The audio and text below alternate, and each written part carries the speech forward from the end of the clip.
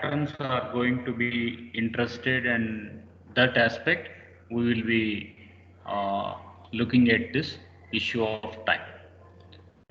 So the very first aim of putting data mining functionalities was we need to understand the two words. One, we call it as characterization. Two, we will call it as a discrimination. So when we are going to talk about data mining functionalities, the first and foremost way was we need to have the understanding about concept and class description, where we will talk mostly on the characterization. Next, we will talk about discrimination. So what is characterization and what is discrimination? So this is the point what we need to understand. So coming to the word characterization, and then the word called as discrimination.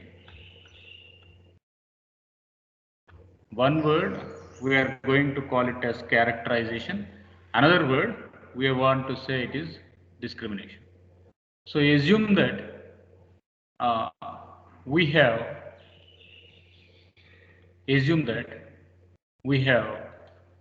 two rectangles. Assume that we have two rectangles here, rectangle 1 and another rectangle here. So now when we are talking about characterization, one we are going to call, and here we are going to fill up. We are going to fill up the content.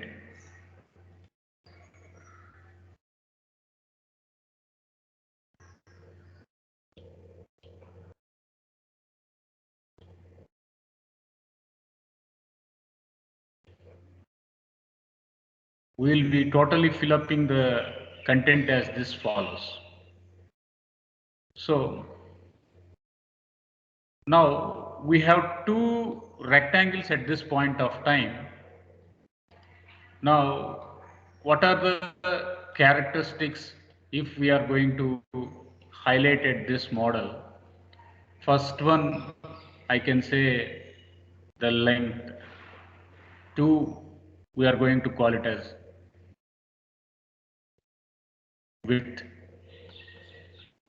Three, we are going to call it as a color. Based on that, we will be getting the area. So the characters for the first rectangle, the characters for the second rectangle. So you can say the first character is length, second character is width, and third character is color, and fourth character we are going to call it as area. So this is what we call here as a characterization. Then what is discrimination? So at this case, I can say length is equals to 10 centimeters. Here width is equals to 4 centimeters. And color is equals to, I can say it is white. But now if I am going to take the same rectangle, then I am going to say length. So length, we can assume it is going to be some 7 centimeters. Then I will be calling it as some width. So width I am going to call it as 3 centimeters. Then I am going to call it as color. Color it is going to be some red. And in this way, discriminate. So I am going to compare the similarities followed by dissimilarities. I'm going to compare both the similarities followed by the dissimilarities. If it is going to be similarities, I will be calling it as a rectangle.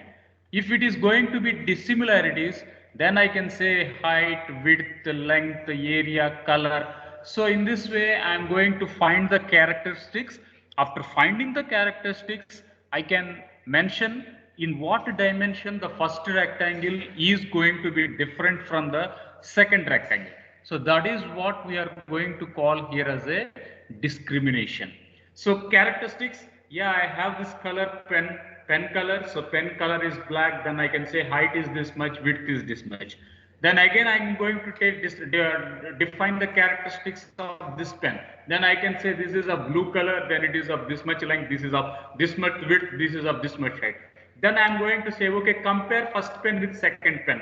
So the color of the first pen is blue, the color of the second pen is black. So you found the discrimination. Similarly, the height of the first pen is different from the height of the second pen. The width of the first pen is different from the width of the second pen. So in this way, you are going to take two attributes, and thereby what you are going to tell us what are the common in. So common in sense, I am going to call it as pens.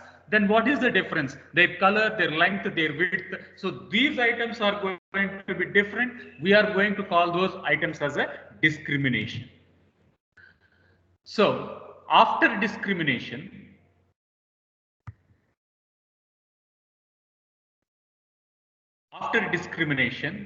the next word what we are going to mention was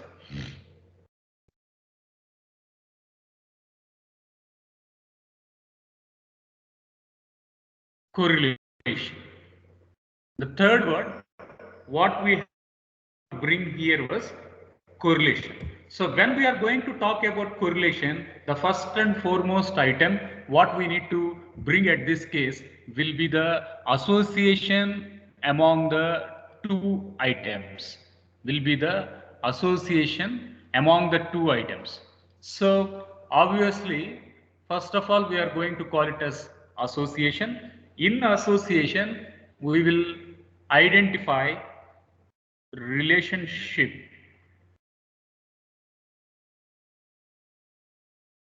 between two attributes. We are going to identify the association. So assume that there is a table. Then I am going to call in this model. First, we are going to call it as customer ID. Then I can say item 1, item 2, item 3, and item 4. So 4 items are going to be part of it. So if such is the case, we are going to consider, assume it is 1001, 1002.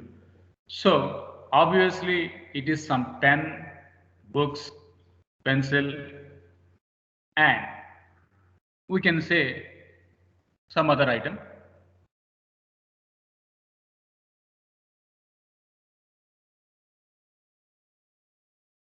Similarly, 1002 is going to be another item. He is going to purchase some bread, butter, jam, and milk. So some stationaries here. So what we are going to look at this aspect was the buying habit of the customer. So person who buys pen, he is also buying books. The person who is also buying books, he is also buying the pencil. So now you can see attribute 1, we can see attribute 1, attribute 2. So this is what we are going to know the buying habit of the customer. So again there is another customer. He is going to purchase some bread, then he is going to purchase some butter, then he is going to purchase some jam. So obviously what here the main intention was, what was the pattern here? The pattern was we have to relate two or more attributes. We need to relate two or more attributes in the transaction. We need to relate two or more items in the transaction, and those two or more items we are going to call here as a frequent items. So when we are going to purchase frequent items, so I can say bread and then I can say jam. So we will project the statistic calculation, that is what we are going to call it as correlation. When we are going to say it is a word called as a correlation, now how much bread, how much jam, both are going to be associated or both of them having a relationship between them. We are going to identify, that is what we call here as a correlated item. How much value, how much success, how much confidence, how much support we are going to tell, that value we are going to call here as a correlation. So correlation in statistics will be between 0 and 1. Correlation in statistics will be between 0 and 1. So if it is towards 0, obviously the first item is very much related to, if it is related to towards 1, we can say the association is going to be very strong. If the value is less than 0.5 or it is going to be greater than 0.5, towards 0 or towards 1, you need to put. So if it is greater than 0.5 and towards 1, then we can say there is a strong associationship. If we are going to take the value which is between 0 and to 0.5, then we can say the correlation between the two attributes is very low. So in this way, we are going to find the frequent item set. Thereby we are going to make association. Thereby we are able to get some prediction, some pattern, so that we will make what type of items are correlated with another item. So such is what we are going to say, finding the uh, finding the most frequent items in the pattern. One second, somebody I have to admit.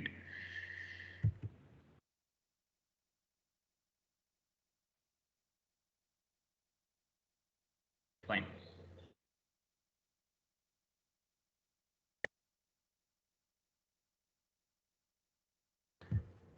So association, the more aim is to find a pattern, is to relate first attribute with the second attribute.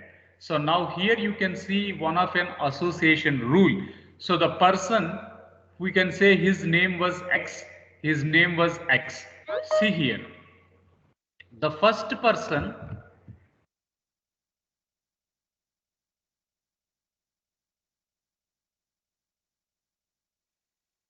so the first person you can see here, the person who is going to buy a computer, the person who is going to buy a computer, definitely he will buy a software, right? So you purchase your laptop, obviously you purchase a Ubuntu operating system or a Windows operating system, or you purchase some Word, Microsoft Office, or you will purchase a antivirus software. So, but this is by default. So, if you are going to purchase a laptop, definitely you will buy Windows operating system. This is a rule. So, this is what a people are going to say on what is the support and what is the confidence you are going to tell. It is with confidence of 1%, it is with confidence of 50%, and which is of supporting of 1%. That means if a person he is going to buy a computer, there is a chance that she will buy the software also. That is, how did you do it? I did.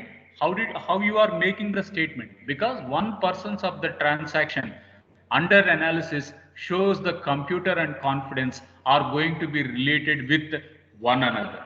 So you found an associationship. What was the associationship? Was the association, the correlation or an association, what you are going to say was, that is, the computer is going to be associated with the software.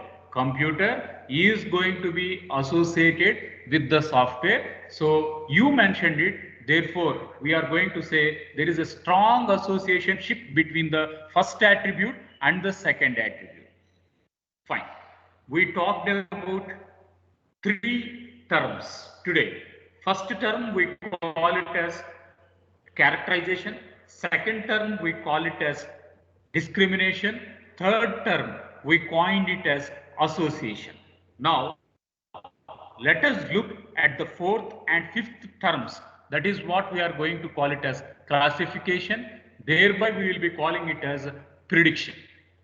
So when we are going to take the concept of classification, obviously it will take characteristics, then it will take discrimination. When we are going to talk about classification, it will definitely talk about characteristics, to which class it is going to belong with a label, and then it is going to use the word called as a discrimination. So when we are going to call it as classification, we will call this item as supervised learning. Supervised learning. So in this supervised learning, what we are going to do is we will have class labels. We will have class labels. And in this class label, how we are going to do is we are going to make this with rules based on association or rules based on condition. What we are going to do is we are going to make rules based on association or based on condition. How is it working? So assume that I am going to have labels. I am going to have labels. So CSCA is going to be one label. CSCA is going to be one label. CSCB is going to be another label. CSCC is going to be another label. So these items we are going to call as classes. These items we are going to call the items as classes here. Now, conditions. So what is condition means? If register number is between 0 to 565, if register number is going to be between 0 to 565, to which basket I have to move means I have to move this to CSCA.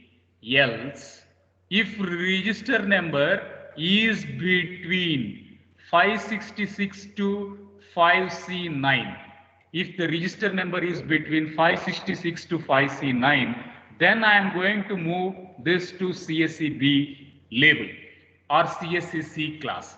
Similarly, if the register number is greater than or equals to 5D0, then you have to move this into CSCC. So what is classification means, or what is supervised learning means? We are going to have some characters. We are going to have some characters. So what is character? The register number 501 to 565 is going to be a character. And next thing, we need to discriminate. We need to discriminate. How we are going to discriminate? We are going to discriminate via the rules. We are going to make correlation, we are going to make association, and thereby we are going to make discrimination. How we are going to discriminate? The discrimination what we are going to show here was, if the register number is between 501 to 565, you put that girl in a basket called as CSCB. If the register number is between 566 to 569, put the girl in the database, which it is going to be in CSCB label. Similarly, if it is going to be the register number, it is greater than or equals to 5D0, then move her to the third classification called as CSCC. So now let us look at the definition so that we will have clear-cut understanding of what is classification. So this is the process of finding a model that it is going to describe and distinguish the data classes or concepts that we are going to able to make some predictions of the objects which are going to be unknown. So assume that I am going to put this rule at this point of time. So if a new content, if the new content is going to happen, so obviously I am going to put some rules 501 to 565. So assume 544 came. So obviously moving her to the first segment. Assume that it is 5B9 is going to come, then moving her into second basket or second database. Similarly, if there is some 5E not coming, so obviously we are moving into the third database, CSC. So if a new item is going to come, to which rule it is going to fit, obviously we are moving into it. So how we are going to do it means we are going to do it via characterization or via it is going to be done with discrimination. So this is what we are going to assume. So we are going to assume at this model. So while we are going to work with the classification, the most important thing was it is going to be represented with classification rules. That too, especially it is using some models or it is going to use some algorithms. So what is a model means? We have Bayesian, we have Neo-Bayesian, we have decision trees, or we have random forest, or we will have support vector machine, or we will be having some neural networks. So using any of an algorithm, we will classify an object to which class it is going to belong, because the labels are going to be known, and that concept we are going to call it as supervised learning. So the first we talked about one, we call it as characterization. So assume I told this as a pen, it is in red, it is in black color, the length is this much, the width is this much, the height is this much. Then we mentioned that discrimination, we call there is another pen which it is going to blue color. So this falls in a blue basket, this falls in a black basket. In this way we made characteristics. Then we made discrimination. So how did I do it means it is going to be done with a classification machine learning algorithm. So it is doing upon some rules like if then else or decision trees or Bayesian or SVM, etc. So this is the third primitive what we have to understand. The next one was prediction. The next concept what we have to look was prediction. So before we are going to move it into a prediction model, here is an example what the authors are going to describe with some example. So here you can see age of X, he belongs to youth group and he belongs to, this is condition number 1, and his income is high, then he belongs to a class called as A. And if his income is low, obviously he belongs to a class called as B. And if his income, if he is going to be a middle-aged person, then he is going to be pushed into a class group called as C. Similarly, if he is going to be again a senior, so it is going to be at between C group. So assume it is between youth. So obviously we can assume it is between some 10 to 30. So obviously you can call this as an youth. Then 30 to 50, assume you can call it as a middle age. And if it is going to be some 50, you are going to call it as a senior here. So what was the thing? The first thing, he is going to be middle aged, you put him in class C. He is going to be a senior, you put him in class C. Similarly, if he is going to have an income of high and he is youth, you put him in class A. If he is youth, that is between age, the age is going to be between 10 to 50 and his income is low, you put him in B. So this is what we are going to put conditions, or we are going to call it as characteristics, and putting these classes we are going to call it as discrimination. So we are based on the features, based on the characteristics, we are able to divide the people into youth, middle class and senior, and then we discriminate them into 4 classes. Class A belongs to high income with youth, class B with with low income with youth, then class C with middle age, and class D with senior. So in this way we are going to pull up the 4 things. So now you can see here a decision tree here. So what was the first thing? We are going to say the label is going to be with age. So age is going to have conditions. Age is going to have some conditions here. So what was the condition of the age? So age condition, you can assume that it is going to be either youth, or it is going to be either middle aged, or either it is going to be some senior. It is going to be some youth, or it is going to be some middle aged, or it is going to be senior. So that is why you represented middle aged comma. You mentioned a comma at this place. So middle aged comma senior. So because you have only 3 categories, 1 youth, 2 you call it as middle aged, 3 you call it as senior. So you put a comma here. Next, again you look at the income here. Income, he is going to divide it into 2 fields, one high class and low class. So income, it is divided into 2 rules, either it is high or either it is low. Then he is discriminating the things A class, B class and C class. So this is A class and B class, and if it is with middle or senior, it is going to be pushed into the C class. So this is how a characteristics or a discrimination is mentioned. I just mentioned our customized example. That is, if the register number is between 0 to 565, move it into the label called as CSCA. If it is between 66 to C9, move it into the B basket. Similarly, if it is greater than or equals to 5D0, push that into the database called as C. So that is what we are going to use rules, and after applying rules we are able to make a discrimination.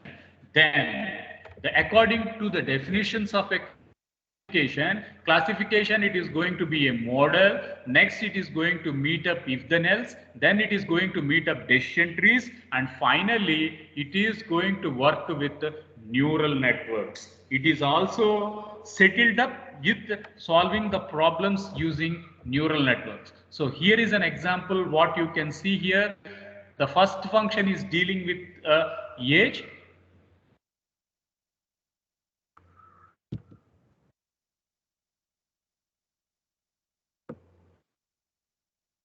The first function, it is going to deal with age. The second function is going to deal with income. First function dealing with age, second function dealing with income. So these 2 are going to decide the rules. Either it is A, either it is B, and either it is C. So class A, class B, and class C, we are going to call it as labels, which we are going to say it is predefined. Therefore, we are going to call it as classification. The pet name for the classification, we are going to call it as supervised learning. So we have predefined inputs, we have predefined outputs. What are the inputs we know? What are the outputs we know? But we should have hidden layers. So if the hidden layers are more, then the accuracy of the classifier will be high. If the hidden layers are less, the classification accuracy may be less. So it is determined by the domain expert. It is determined by the data scientist, by the data miner. So the young generation engineers, while they are going to work on the algorithm, they have their mind own algorithm. How many number of hidden layers I should put? First of all, they will try with the maximum, with the minimum. So they will observe this much is the accuracy is coming. Why not I increase two more hidden layers? What is the answer? In this way, they will go with trial and error. At one point of time, the answer will be settled down. The answer will be settled down. So there many number of hidden layers are needed for the neural network algorithm to give a good classification output. So this is how a neural network strategy is going to be feasible in order to find predictions of the associated algorithm. Next word, cluster analysis. The next word in the data mining functionalities we are going to call as a cluster analysis. Up to now what we were telling was I know number of inputs, I know number of outputs, I have to give hidden layers and the labels class A, class B, class C are known, everything I know, therefore we are going to call it as supervised learning. This is the takeaway. Then we are going to work with classification algorithm. But now we are now putting one more new word called as cluster analysis. So in this cluster analysis, we have to put these samples or we have to group the samples in form of new classes. At this case, we are going to call it as unsupervised learning. Unsupervised learning. So the first primitive, when we are going to talk about cluster analysis, we are going to call this item as unsupervised learning. So in unsupervised learning, we don't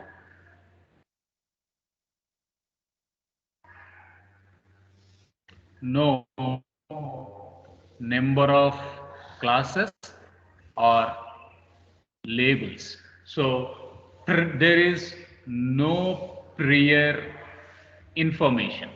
There is no prior information. How many number of classes are there? How many number of labels are there? Everything we have to construct on our own. Everything we have to construct on our own. So there is no prior information. So that is why we call this as unsupervised learning. We say no class labels. We have to build our own classes. So we have to build our own clusters. We have to our own grouping of data. How can I do that? How can I build my class? How can I group data to this? So grouping data will be done with two important words. One we are going to call it as intra-cluster similarity. Another we are going to call it as inter-cluster similarity. One we are going to call it as intra-cluster similarity, then with inter-cluster similarity. Okay, before taking these terms, how are these terms to be classified? That means the maximizing intra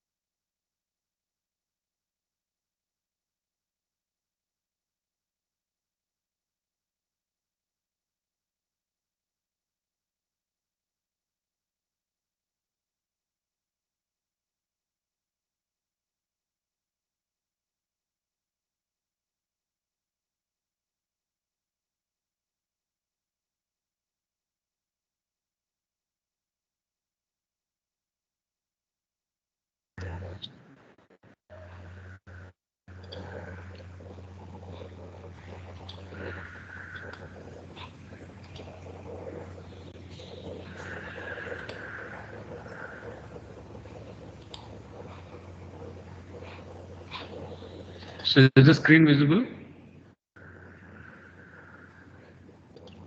Can you acknowledge? Is the screen visible or not? Yes, sir, it is visible, sir. Is my screen? Yeah, fine. So there is some connection problem. So again, welcome back to the class.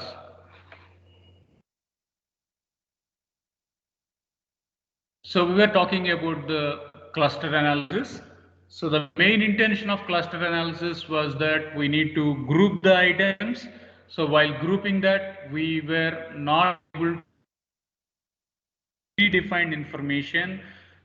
So on our own, we have to build the classes, we have to frame our own characters, we have to frame our own similarities, and we have to make the own discrimination. So that is the reason why it is not with a guru. You have to go like a Akalavya, where we are going to say it is an unsupervised learning. So in supervised,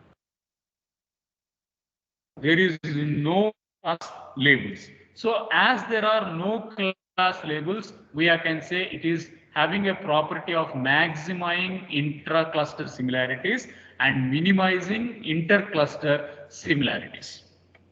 So here is an example what you can see here. There are a lot of samples here. There are some lot of sample data here. In this sample data you can visualize it is going to have some 3 or 4 or 5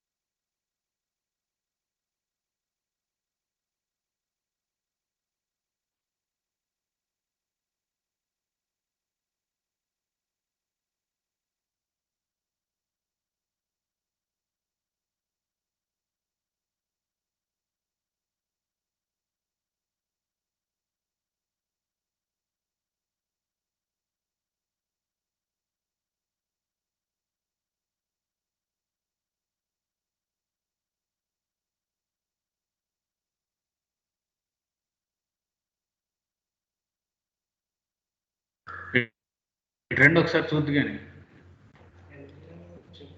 చెప్పండి ఇదిగోండి 125 students ఉన్నారు 25 students ఉన్నారు అంటే వేరే లింక్లో join అయ్యారు fine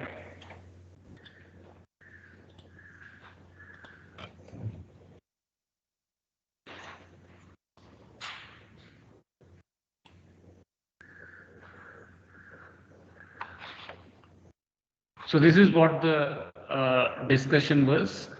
That is, we are talking about the sample data. In this sample data, now we have to apply characteristics. We have to apply characteristics or we have to apply similarities. So what is the similarity here was, it is go for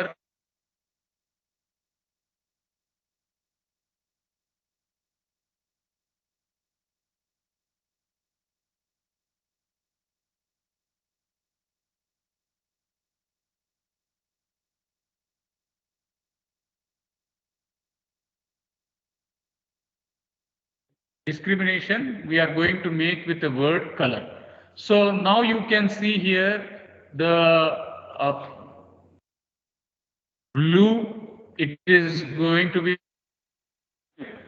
then I am going to call it as another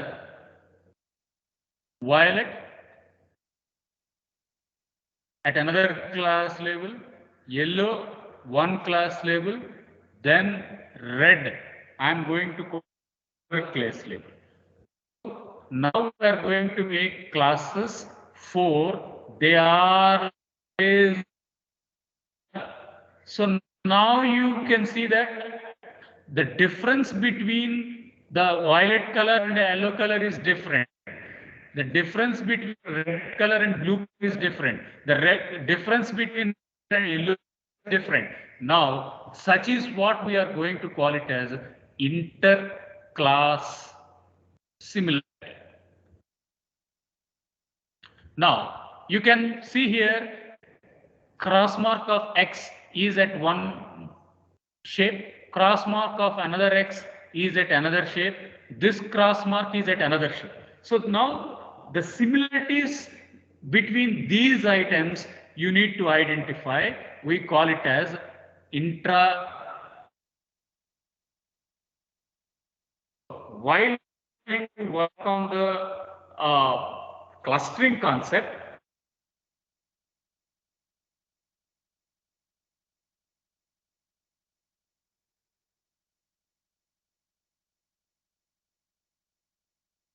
on intra-class similarities.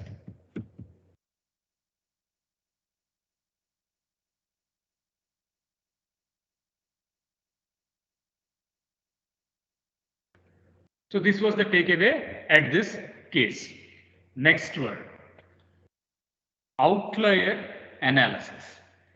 So the next primitive of what data mining we have to understand was the word called as an outlier analysis. So the data do not comply with the regular behavior of the model.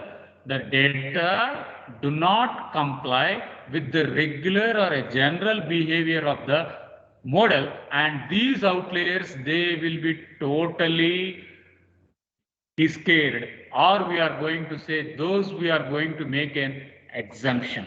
So that is where the outlier is going to make its footprints. So when we are going to say it is an outlier, it does have an extreme behavior, and this extreme behavior will not fit it in any way of normal structure.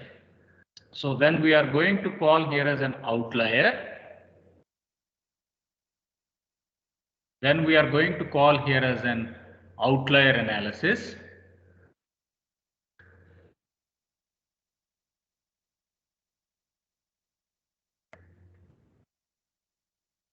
Outlier analysis. So I can say that attendance. So attendance, I can say it is 40%, 50%, 60%, 70%, 80%, and 90%. So I can say it is 100, and it is 30%, 20%, 10%, and 0%. So I have roll number 501, roll number 502, roll number 503, roll number 504, 505. So now roll number 502, her attendance was 13%. Roll number 503, her attendance was 25%. And this is girl was 75%, this girl was 80%, and this girl was 90%. So now I'm going to put a rule. I'm going to put a rule, and that should be greater than 50%, and that it is should be greater than 50% is a rule. So obviously now I am going to say 501, 504, and 505. Now these three are going to fit the rule, and we are going to call them as normal behavior. But when I am going to put in another group called as 502 and 503, these three are not compelling the normal behavior. These three are not compelling the normal behavior. Therefore, we are going to call those items as an outlier. We are going to call it as an outliers. So assume that I have a company, and that company it is coming with a pattern of 60% in CGPA. So obviously students who are having 60% CGPA, they will be given, and who are not fitting in that, they are not finding the regular pattern. Therefore, such items we are going to call it as an outlier. So as far as outlier is concerned, it is not having the normal behavior as the regular patterns or the regular samples are going to have. So that is the reason why it is not fitting in that. So therefore, we are going to say that these items are not having a normal behavior, they have some abnormal behavior. So that means the characteristics are going to be different. So that has to be analyzed, where that analyzing part is going to be taken up with outlier analysis.